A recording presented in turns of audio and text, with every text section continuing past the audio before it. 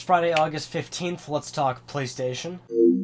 So much like I mentioned in the Gamescom video, Minecraft PS4 is almost done. 4J Studios has sent the game to Sony for certification, and that process usually takes a few weeks, but once it's approved, it'll be on the store, so it shouldn't be much longer now. And they've also updated on the X1 and Vita version, saying that they're still fixing bugs in that game, but they can't be that far off from actually being done, so good news there. So now let's talk about some game announcements that happened during Gamescom, not actually at Sony's show, but during Gamescom.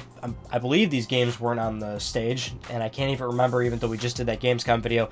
But anyway, Nom Nom Galaxy was announced. This is one of Q Games' newest games for PS4 and Vita. The upcoming PC RPG Runemaster has also been confirmed to be coming to PlayStation 4 as well, so the game will be built with PC and console controls in mind, kind of separate, but optimizing for each platform. And then hashtag Kill All Zombies was announced for PS4. Yes, it's called hashtag Kill All Zombies, but top-down sort of zombie shoot 'em up. What's interesting about this game is that apparently the developer is incorporating some really interesting features if you choose to stream this game. So if you're streaming the game, stream viewers can actually sort of set spawn points for the enemies or set certain attack patterns for you. I really like games that are making use of that feature, which seems like a really underappreciated feature. I think that's really cool. Anyway, another PC game, EtherOne, is coming to PS4 as well, so another PC game coming to PS4. Awesome that we got this architecture that's so similar to PCs, because now we're seeing all these games that we probably would have never seen if it was, say, for example, PlayStation 3 with that kind of really difficult architecture, and if Sony wasn't as cooperative as they are nowadays, so really awesome stuff. Moving on, developer Toxic Games has announced Cubed 2, or Cubed Square, or Cube 2 for PlayStation 4, and the developer has also announced that they are working with Project Morpheus. I don't think they have specifically said that Project Morpheus is going to be on the game Cube 2, but they are working with the peripheral, which I would assume it would be with Cube 2, because it seems like a pretty good match. Speaking of Project Morpheus, it was also confirmed during Gamescom that War Thunder, the current free-to-play PS4 flight simulator game, is getting Project Morpheus support. So an existing title right now is going to be getting support. And speaking of an existing title getting VR support, Surgeon Simulator is getting VR support on PlayStation 4, and that just launched on PS4, I believe. So 2 games that are already out are going to be getting a patch later on for Project Morpheus. Now, we've just talked about a bunch of games that are coming to PlayStation, but now let's talk about a game that isn't coming to PlayStation, specifically The Crew. It was confirmed this week that The Crew is not coming to the PlayStation 3. Now, normally that's not really news because lots of games don't come to PS3 or PS4, and that's just how things happen, but the thing is that The Crew actually is coming to the Xbox 360, so Ubisoft actually explained that the reason why it's not coming to the PS3 is because the 360 is more heavily related to the architecture of PS4 and Xbox One. Because again, we all know that the PS3 is kind of a difficult architecture, and I would assume that it's just like, okay, well, these games were specifically built from The Crew was specifically built from the ground up on PS4, X1, and PC. So it was actually a choice to go backwards and do Xbox 360, and they decided, let's just do 360. Well, let's not put all the resources into a PS3 version. So, but it seems like a lot of people nowadays actually complain that games are coming out on PS3 and 360. People want games to be only PS4 and X1, so I don't think it's that big of an issue. But a lot of people still have PS3, so might suck if you're still on that. Okay, so here's a major news story that came out mere hours after I posted my Gamescom video, but it was pretty much confirmed by Microsoft that Tomb Raider, Rise of the Tomb Raider is actually a timed exclusive. And I would assume, because of all the, backlash and huge kind of controversy that came out of that announcement, that he decided to finally say something regarding that, and he did say, Phil Spencer, by the way, Phil Spencer, head of Xbox, said, yes, the game does have a duration, which, yeah, it means it's a timed exclusive, so it'll come to presumably PS4 and PC down the road. No specific time frame of how long it would take. It could be 6 months, it could be a year, but yes, the game is going to come to PS4 and X1, so, or PS4 and PC, and obviously X1. Man, I cannot talk today, but hey, I'll take credit for that one. I said that it more than likely is a timed exclusive, and I was right. Not being cocky, but I was right. By the time I finally get something right.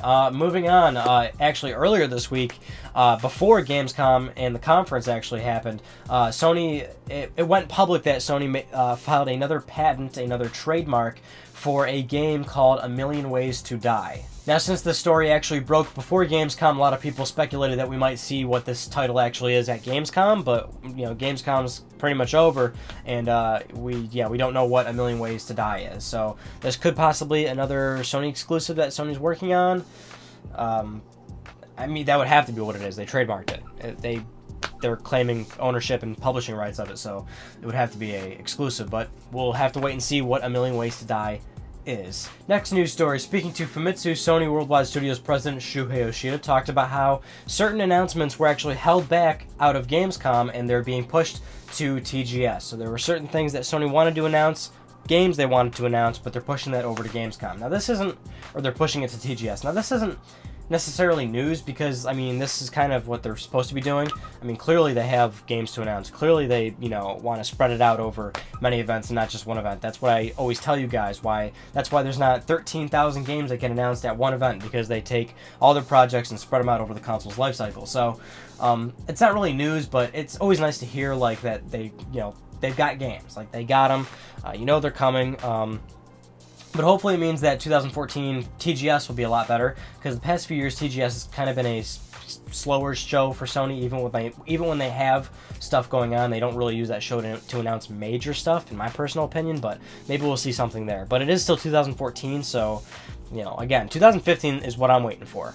Bring it on, man. I'm ready for that year. Okay, last news story. Since the conference is now over, Sony can now detail some of the things that they announced at the conference, one thing being the SharePlay feature coming in PS4 firmware 2.0. So the SharePlay feature, we want to know sort of, you know, the legalities of it, the restrictions of it, and now we actually know what it entails. So you can only use the feature up to 60 minutes. Obviously, you know, you gotta expect that there's some kind of limitation or restriction to it. You can't just let people have free games and everything. And now that we know a little bit more about it, it is kind of extremely limited to a point where maybe it's not even that practical. You can only use it for 60 minutes. If you want anybody on your friends list that's a PlayStation Plus member to play one of your games, that's fine. You can do that. They can play one of your games for 60 minutes, but you have to, you know, it's kind of it's more or less a streaming thing, really. I mean, you're playing the game, but then you stop, let them play the game, and you can't use your PS4 at that point. They're playing the game. That's what's going on. They're streaming it from their end. So, I mean, your PlayStation 4 is hosting the game. It's like PlayStation Now. Your PS4 is hosting the game, but, you know, it's accepting his inputs and the images being displayed at your buddy's house or whatever. And if it's co-op thing, then you're both still playing, but for him, he's still getting it streamed from your hardware. So, yeah, it doesn't seem completely practical, you know, assuming that there's no latency and, you know, you only want to play for 60 minutes or something. It's kind of like a gateway drug feature, I guess you could say. I mean, I guess that's kind of what Sony's aiming at. They don't want people to just have free access to free games all the time, anywhere, at any point. They still want people to buy games, so maybe it would be to a point where somebody plays a game for 60 minutes, and your buddy's like, well, we had a lot of fun. Maybe I'll just go out and get my own copy, or I'll just download the game myself, and then I can play it whenever I want without having to hog up your PS4, or, you know, having to deal with some slight button latency, or, you know, things like that. So yeah, it's more restricted than we would have liked, but I think that was pretty safe to assume there was going to be some technicalities to that feature. But either way, I mean, it's like what I said in the Gamescom video. It's a step in the right direction. Sony's been trying to do a lot of different stuff lately, whether it's PlayStation Plus, PlayStation Now, or now the SharePlay feature. Whether these things do well or they don't do well, at the very least, I like that Sony's trying new things. Instead of just completely like playing it safe, you know, and saying this is a video game machine, and this is what it does, and, you know, we're not going to try and at all move forward in a direction of innovation and advancement. So anyway, if you did not see it already, do check out my Gamescom video. It's a 20-minute video where I recap the event, give you my impressions of Sony's conference, and then give you a prediction that was immediately confirmed like a few hours later. So that's kind of irrelevant at this point. But anyway, that concludes this week's episode of Let's Talk PlayStation. I'm Ryan Benecki. Thank you so much for talking with me, and I'll see you guys all next Friday.